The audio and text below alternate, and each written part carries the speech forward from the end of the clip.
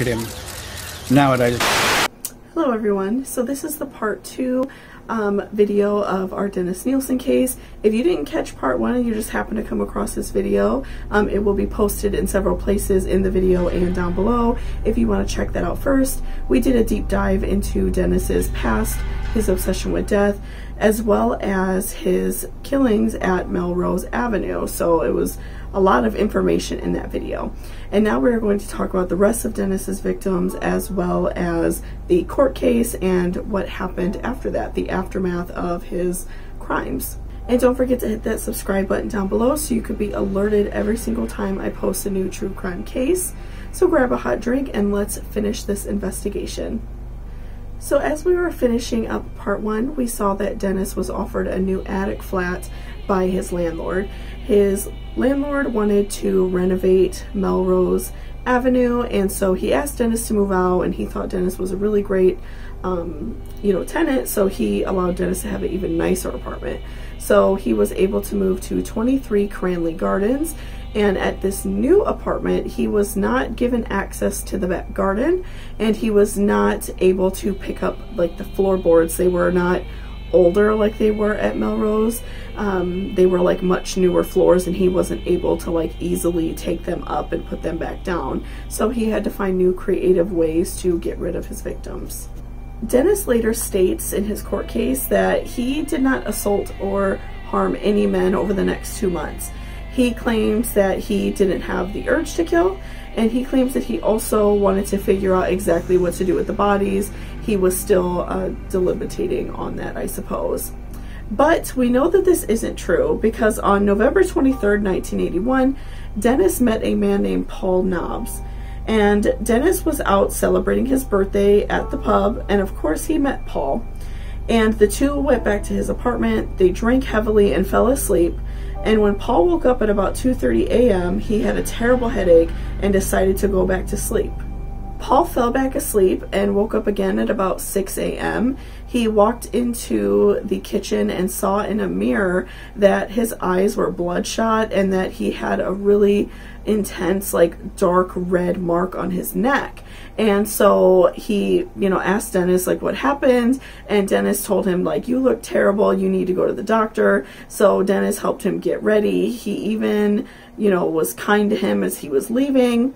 And Paul ended up going to his university clinic just to see like what happened to him, if he got maybe hurt drinking. He wasn't sure. He was really like frightened, which I can imagine, waking up with your eyes bloodshot and having like a very deep like bruise on your neck. That's got to be really scary. And the university doctor told him that that mark indicated strangulation, that somebody tried to strangle him.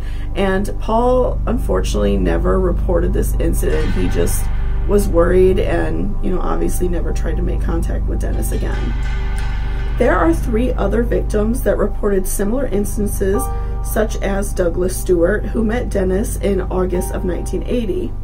Douglas made a report to the police stating that Dennis tried to attack him that night. Douglas woke up with his feet bound, and Dennis was trying to wrap a necktie around his neck in order to strangle him. Douglas was able to fight back and get Dennis off of him, but the police didn't do anything about it. They showed up back at Dennis's apartment around 4 a.m. They questioned him, and they chalked it up to a lover's quarrel. So nothing ever happened of this report, and Dennis was able to continue his abuse and killing of his victims. Another survival victim was Toshimitsu Ozawa.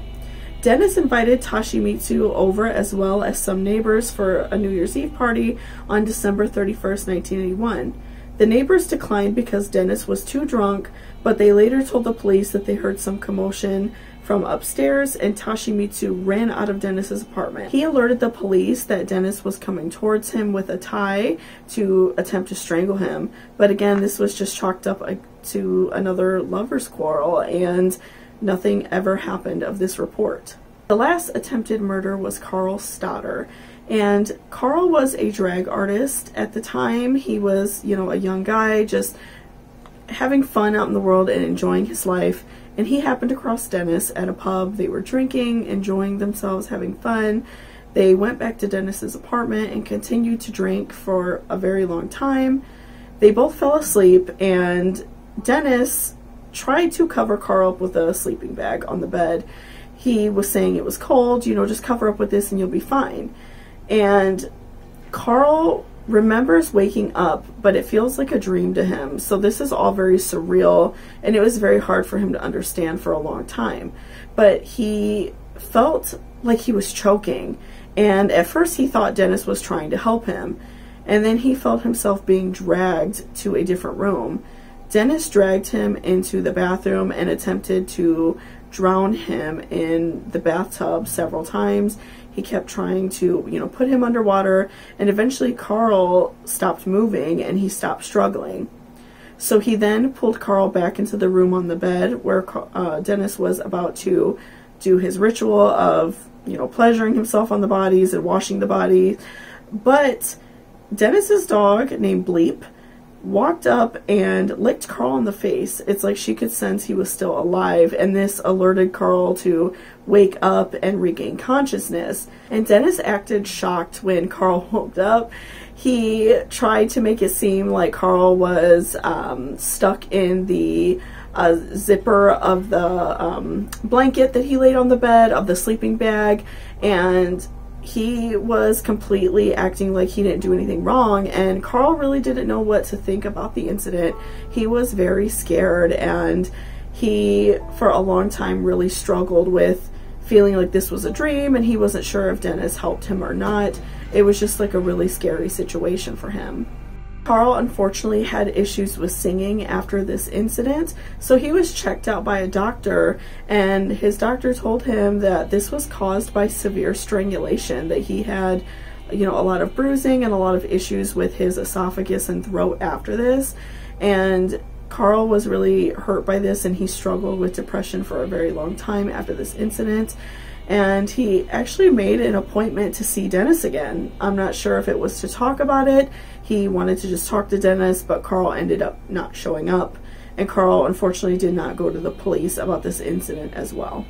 And I don't believe I mentioned Bleep in the previous video, but Bleep was Dennis's dog that he adopted with his previous partner, David, for £1 at a little pet shop. And Bleep was, you know, an older dog at this point. She was, you know, very loyal to Dennis, but she was aware that Carl was still awake. So I always wonder if she ever tried to help any of the other victims, if, you know, she ever like barked and, you know, acted uncomfortable when Dennis was doing this. Yeah, so that just always makes me wonder if Bleep ever did that. I'm sure she did, because why would you do that just for one person and not the other ones? But that is so horrifying to know what she had to see throughout her life. So Dennis continued to murder at Cranley Gardens. Again, he claims that he didn't do anything for the first few months, but he was struggling with trying to figure out a way to get rid of the bodies. And the method that he decided to go with is what led to his eventual arrest. Dennis met John Howlett in March of 1982. He was 23 years old, from Wycombe, Buckinghamshire. Dennis called him John the Guardsman. John was the first murder victim at Cranley Gardens, and Dennis would later tell the police that while he was strangling John, he woke up and he was conscious and aware of what's going on, and Dennis shouted at him, "It's about time you went." John tried to fight back with Dennis. He attempted to strangle him. He fought hard for his life, but unfortunately Dennis was able to overpower him, and he ended up strangling John and drowning him in the bathtub. It took about 5 minutes, Dennis claims, for John to eventually die, and Dennis would recall that this was probably one of his hardest murders because John fought back very hard for his life, and Dennis was actually a little bit worried that he might die in this process. Dennis dismembered the body and flushed what he could down the toilet. He then placed the larger body parts, large bones and everything like that, in the garbage with the rest of all of his rubbish. In September 1982, Graham Allen, who was 27 years old and a father of one, met Dennis at Shaftesbury Avenue as Graham attempted to get a taxi. Graham was originally from Motherwell, North Lanarkshire. Dennis invited Graham Dennis invited Graham back to his apartment where he cooked him an omelet. The two were talking and just having a good time, and Dennis then came up and strangled him from behind while he was eating. Dennis left the body in the bathtub for 3 days until he decided to dissect it. Dennis's job records indicated that he called off October 9th, and investigators believed that this was Dennis's opportunity to get rid of the body because, of course, he didn't have as many ways to dispose of the body as he did at Melrose, so he had to do it much quicker than he did previously. And Graham's body was later identified because fragments of his jawbone was found in the pipes, the drainage pipes, and police were able to identify him. On January 26, 1983, Dennis met Stephen Sinclair, who was 20 years old and his last victim. Stephen was from Perth, and he was suffering from a heroin addiction and a self-harming habit. Dennis met Stephen on Oxford Street, where he purchased him a hamburger before offering him a place to stay for the night. Stephen drank heavily and injected heroin at Dennis's apartment. Dennis then later strangled him and laid his body out and poured talcum powder all over it. While he was doing this, he noticed that Stephen had deep cuts on his wrists where he tried to commit suicide previously. Dennis laid naked with Stephen's body all night. Dennis then dismembered the body and kept some parts in his tea chest and then some parts under his bathtub. On February 4th, 1983, Dennis wrote a letter to his landlord complaining that the drains were blocked. Dennis complained that this was not fair to him and the other tenants, that this needed to be fixed immediately. The very next day, a worker came up to Dennis's apartment to check the drains, probably just to do some basic maintenance work to make sure that, like, the entire pipe didn't need to be flushed out. And Dennis would not allow this worker into the building because he started dissecting Stephen Sinclair's body on his kitchen floor. Dennis did not have the freedom of bonfires and floorboards like he did previously, so he was panicking to get rid of the bodies. He wanted to make sure that his building didn't smell, that his new tenants didn't notice anything. So Dennis took to flushing small bits of bodies down the toilet, and he also was attempting to boil some parts of the body in order to make them easier to flush down. And then again, he was throwing away larger parts as well as keeping some things that he was able to hold on to in, like, his wardrobe as well as in his kitchen. And I'm not really sure what Dennis was thinking with this letter. I don't know if he was thinking that every couple of months or every couple times he murdered somebody, that the landlord was just going to pay for a company to come and clear out the drains, and then Dennis could continue his actions. So I don't really get the point of this letter, but either way, it's still a really odd thing to do, to have him be the one to complain about the drains like he didn't do anything wrong. The landlord had a representative from Dino Rod, which was an emergency drainage and plumbing company. The representative's name was Michael Catran, and he opened the drain on the side of the house and discovered it was packed with a flesh-like substance and small bones. Michael reported what he saw to his supervisor, Gary Wheeler, and at the time when Michael arrived to the job, it was about dusk, and so later in the evening, and the two decided that they would come back early in the morning to investigate further and see what actions needed to be taken. Before Michael left Cranley Gardens, he spoke with Dennis and another tenant named Jim Alec. He asked the two if, maybe they had flushed anything on accident, if they, maybe flushed some old food, or if they knew of anyone else that did. And Michael told them that it appeared to be human flesh that was flushed down the drain. Dennis stated, quote, "It looks to me like someone has been flushing down the Kentucky Fried Chicken," end quote. At 7:30 a.m. the next day, Michael and Gary arrived back at Cranley Gardens. They saw that the drainage pipe had been completely cleared, which was very suspicious to them. They found a few small fragments and bones and things like that, but it was mostly cleared out. But what they discovered was that this was the pipe that led up to the top floor attic apartment, which of course was Dennis's apartment. The two men called the police because they felt that they had potentially found human remains, and the remains were taken to mortuary at Hornsey, where a pathologist named Professor David Brown advised the police that the remains were in fact human, and one piece of flesh had a mark that indicated strangulation. The detective chief inspector named Peter J. arrived at the scene. He spoke with other tenants, asked about, who lived in the top flat, who was living up in the attic, and they all told him it was Dennis Nilsen. So they waited until Dennis got back home from work. They thought that that was the best way to, be able to just question him right on the spot. And when Dennis saw police were there and they spoke to him and just asked him, like, hey, can we come look at your apartment? Can we just have a look around because we're trying to figure out where these human remains came from? Dennis asked why the police were interested in his drains. And so Dennis allowed them to come up to the apartment. He didn't put up any sort of fight about it. And so they went up to Dennis's apartment and had a look around. When the officers went into Dennis's apartment, the foul odor of rotting flesh was so overpowering. Dennis again asked why the police were interested in his drains, and the officers let him know that they found human remains. Dennis acted shocked. He feigned surprise, and Officer Peter J. said, "Don't mess about, tell me where the bodies are."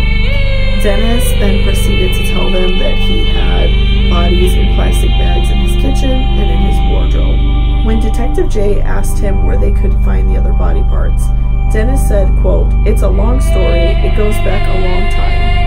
I'll tell you everything, I want to get it off my chest. Not here at the police station," end quote. Dennis was then arrested on suspicion of murder. On his way to the police station, Peter J asked him, "How many bodies are there, one or two?" And Dennis said, quote, 15 or 16 since 1978, end quote. The police conducted further searches of Dennis's apartment and found several bags in his kitchens and wardrobes and bathroom that contained 3 human torsos, skulls, and internal organs. Investigators held their first interview with Dennis on February 10th. He confessed to killing 15 or 16 men and attempting to kill 7 others. He told investigators that he killed about 12 or 13 of his victims at his former address, which was Melrose Gardens. Dennis did not remember the names of most of his victims, and he only identified Stephen Sinclair at this time after much debilitating. Dennis mostly only had nicknames for his victims. He told the police that he had John the Guardsman for John Howlett, and as well as the Belfast Boy, all those other nicknames he created for his previous victims. And the police started asking Dennis, why did you do this? Like, what was in your mind? And Dennis said, quote, "I was hoping you could tell me that," end quote. Michael Catran, the man who worked for Dino Rod, contacted the Daily Mirror on February 10th because he felt like the police were not taking it seriously. By the next day, reporters had reached out to Dennis's mother, Elizabeth, and told her about what happened and obtained photographs from her. The photos were on the cover on February 12th. Because of the laws in England, the police had 48 hours to charge Dennis with something, or else they had to let him go.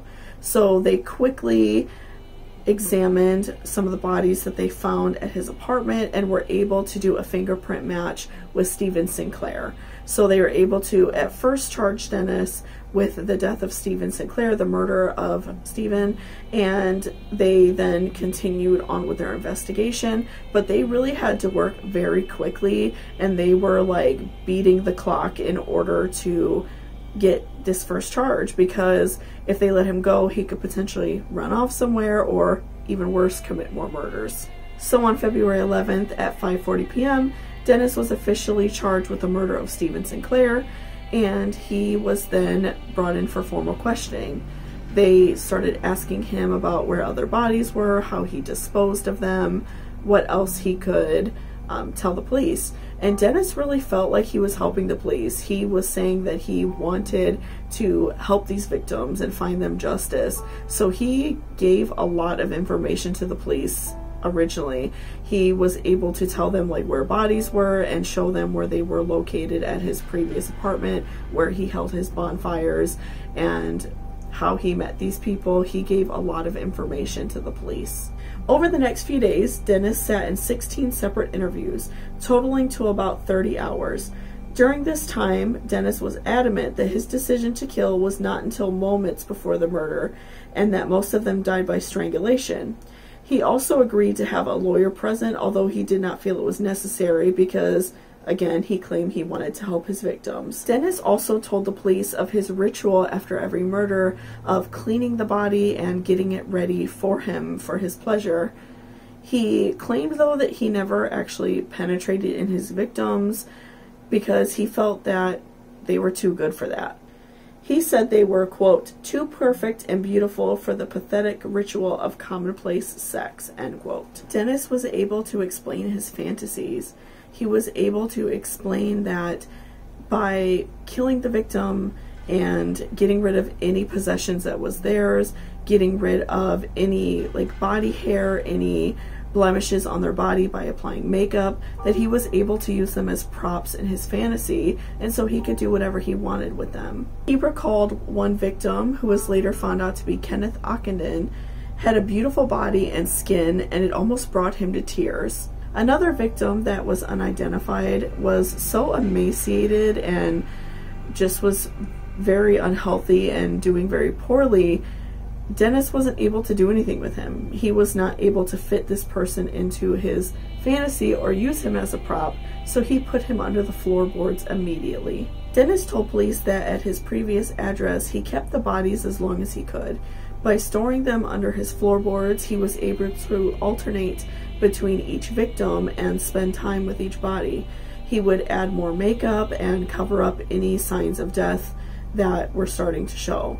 And once the bodies became too emaciated and too decomposed for him to do anything with anymore, he would then dissect them, put them in suitcases or bags, and burn them. When Dennis was questioned as to whether he had any remorse for his crimes, he replied, quote, I wish I could stop, but I couldn't. I have no other thrill or happiness, end quote.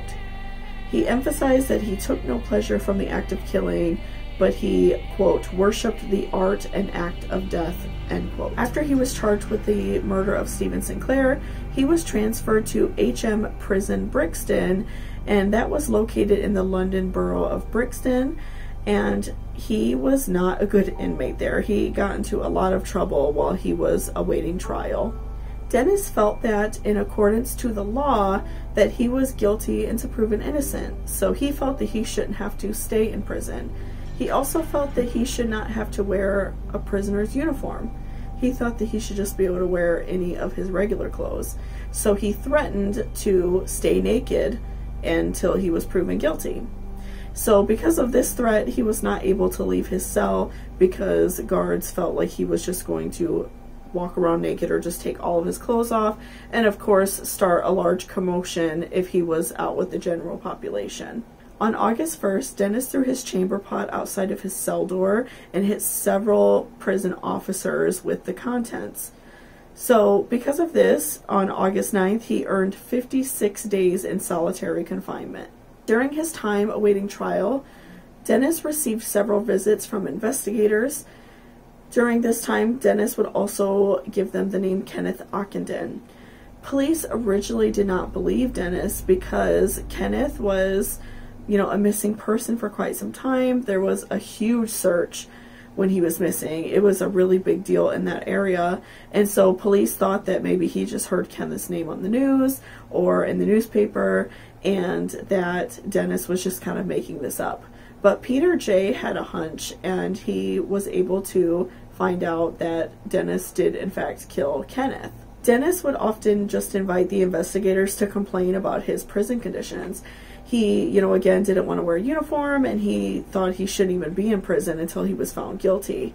But very often he would complain about his dog Bleep. She was, of course, taken into custody while he was arrested, and so he wanted to know what was going on with her, if she was being taken care of.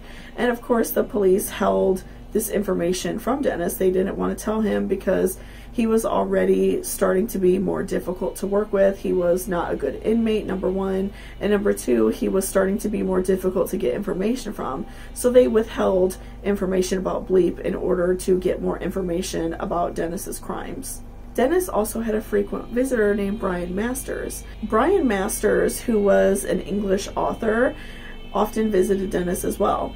He was known at the time mainly for his novels and books on British royalty, but he wanted to branch out into something different, and he did have a very strong interest in serial killers.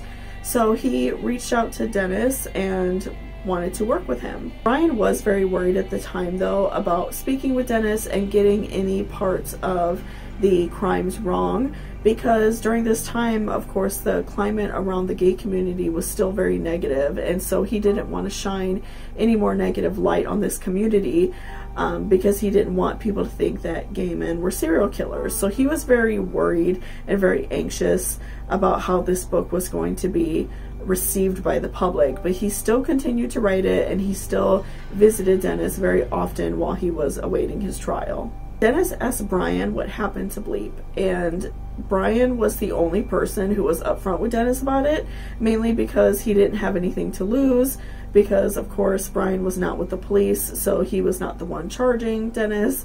So Brian actually contacted the shelter that she was being held at to see if she could be adopted. Brian gave Dennis the unfortunate message that Bleep had been put down. And Dennis responded, quote, "I'm ashamed that her last days should be so painful. She had always forgiven me for everything, and nothing but me could break her heart.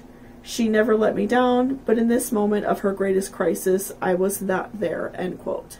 Many people view Bleep as Dennis's last victim, because even though he acts as if he cares for her and he acts as if he treated her really well, she really was doing very poorly. She was suffering from a really bad infection, and as you can see in the pictures, her fur seems really matted. She just doesn't seem to be a very healthy dog, and so many people were upset with this as well. People who are dog lovers, of course, and I felt that as too, because I am a big time animal lover.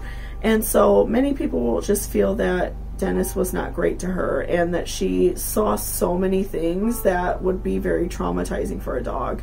But Bleep really did have a good heart, because she helped Carl, and I do really feel that she probably helped the other victims as well. Brian started working with the police because after Dennis found out about what happened to his dog, he stopped helping the police with giving any information. He basically just shut off and wouldn't help at all anymore. Leading up to his trial on May 26th, Dennis had the intention of pleading guilty, as him and his lawyer Ronald Moss had decided. Dennis discharged Moss and then decided to complain that he was not provided with the proper facilities to mount his own defense. Dennis was again appointed Moss on August 5th, but discharged him once more after meeting with lawyer Ralph Hames. Ralph and Dennis decided to plead not guilty by diminished responsibility, meaning that Dennis did not decide to kill, he did not premeditate any type of murder, but that once he was in the moment, his fantasy took over and he could not help but to murder these young men. The trial began on October 24th, 1983. Dennis was being charged with 6 counts of murder and 2 counts of attempted murder. The investigators wanted more time and continued to ask the judge and the upper ranks of the police department for more time and more money, but they wanted to wrap up this case because there was a media and a public outrage due to these murders.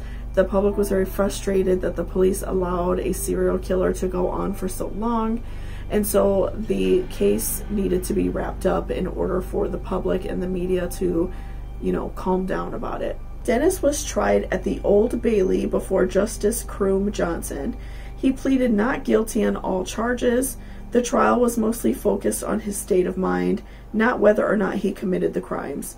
He confessed to killing all these men, but his lawyer attempted to make the case that Dennis was not in the right state of mind and that caused him to murder.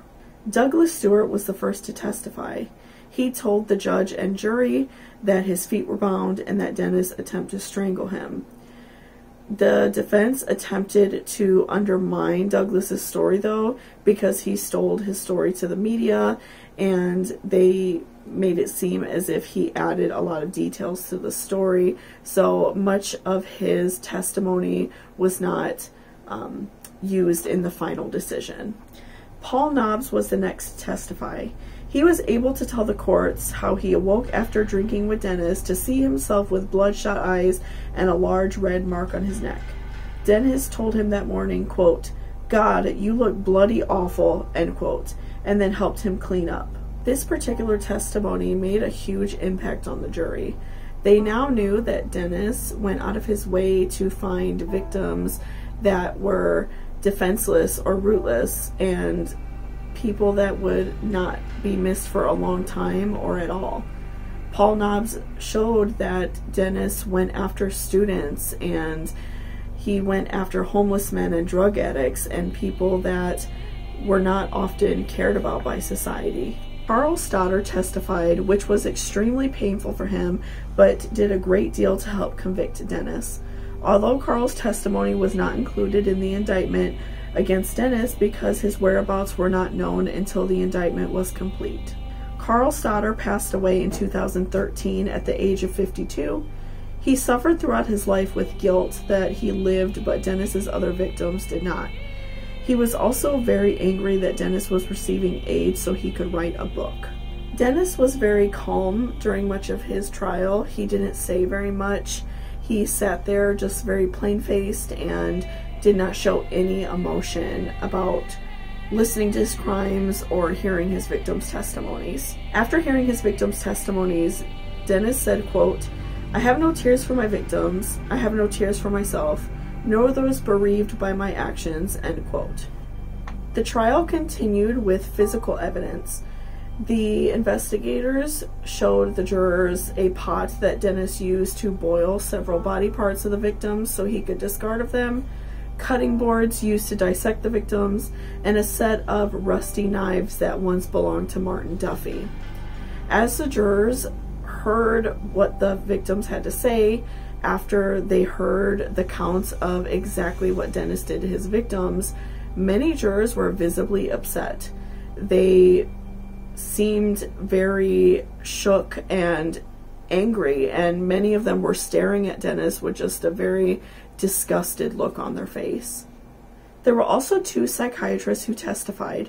The first was named James McKeith on October 26th. He argued that Dennis experienced difficulty expressing any emotion besides anger. James also said that Dennis had a tendency to treat other humans as a component to his fantasy instead of people. James believed that Dennis was suffering from a personality disorder, and he was also a narcissist.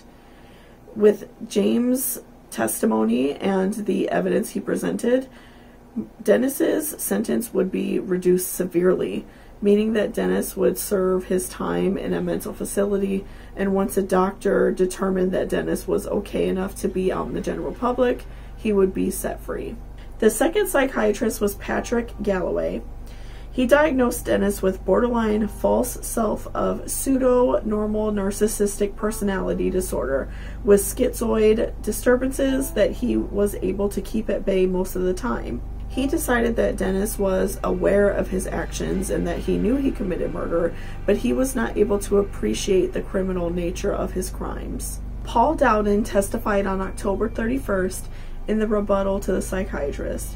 He sat in several interviews with Dennis, and he concluded that Dennis did not have maladaptive behaviors and he did not have any mental disorders. He felt that Dennis was able to form successful relationships, but he felt that Dennis forced himself to objectify people in order to fit into his fantasy. On November 4th, 1983, the jury deliberated with a majority verdict of guilty upon all 6 counts of murder and 1 count of attempted murder. Judge Kroom Johnson sentenced Dennis to life in prison with the recommendation that he serves at least 25 years in prison. After his convictions, Dennis was transferred to HM Prison Wormwood Scrubs. He had his own cell and he could mix freely with the other inmates. Dennis was cut on his face and chest with a razor blade by an inmate named Albert Moffat. This resulted in 89 stitches on his face. Dennis was transferred to a couple different prisons throughout his time due to disturbances with the other inmates and for concerns for his safety. He ended up serving the rest of his sentence in HP prison, Full Sutton, and he spent much of his time working in a library, transferring some of medical literature, I believe, to Braille. He also spent a lot of his personal time working on his own book. He drew many pictures of his victims and of his life. He also wrote several notebooks filled of stories about his life, his victims, what exactly he did. Dennis ended up trying to get his book published several times, but he had a hard time doing it, of course, because I feel like that's kind of an upsetting thing to allow him to have a book come out about himself, especially because he was convicted of all these murders and he did it in a very heinous way, right? But his book ended up coming out of February 2021, so this year, and it is available for purchase on Amazon. Dennis also spent a considerable amount of time challenging the UK prison system. He often complained about his treatment, and none of his claims were ever found. They investigated and they were never able to find any mistreatment put towards him. Forensic specialists were able to confirm Dennis's first victim was 14-year-old Stephen Dean Holmes in 2006. All bone fragments from the Melrose Avenue had been destroyed, but investigators confirmed by having Dennis view a photograph of Stephen. Dennis was not charged for this murder because it would not contribute to his current sentence. At this point, there are 4 victims that have never been identified, but if you're into true crime and you're in the UK, you can always visit the Scotland Yard's Crime Museum.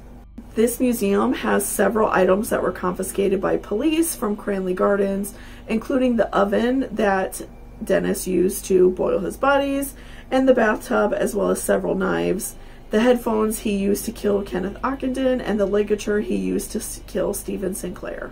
Dennis Nilsen died on May 12th of 2018. He was complaining to the guards of severe stomach pains, and he was transferred from the prison to York Hospital. He had a ruptured abdominal aortic aneurysm, but suffered a blood clot as a complication to the surgery.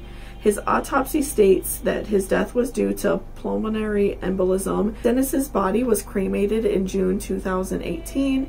There were 5 mourners present, mainly prison guards and a correspondent that Dennis spoke with through letters throughout his time in prison. This case is really sad, and it makes me feel terrible for the people that lived during this time that were gay, especially, and homeless and drug addicts, because they were offered no help and nobody cared that they died. And unfortunately, it's often still that way. Crimes like this still happen all the time, and nobody's worried about it because the person was gay or a drug addict. But especially if somebody is struggling and having a hard time in life, that doesn't mean that they deserve to die, especially if they are gay. That's completely ridiculous. And the police department in this area went under heavy scrutiny for a long time from the public because they allowed a serial killer to not only kill gay men, to kill homeless people, but to allow a serial killer to go on this long and not take any of the reports seriously. So they went under heavy scrutiny because people were very angry that this was going on. And Dennis stated while he was in his interviews that he would have never stopped. He probably would have killed more than 150 people if he was able to do so. So thank you guys so much for checking out this true crime case. If you are interested in me doing any other killers or crimes or conspiracies, please leave them in the comments down below. I'm always interested to hear what you guys want me to talk about, and let me know what you think about Dennis Nilsen, what you think about his crimes. I find them very scary and very disgusting, but I always like to hear other people's opinions, so please leave them down below. So thank you so much. I hope you guys stay safe out there and have a great day. Bye.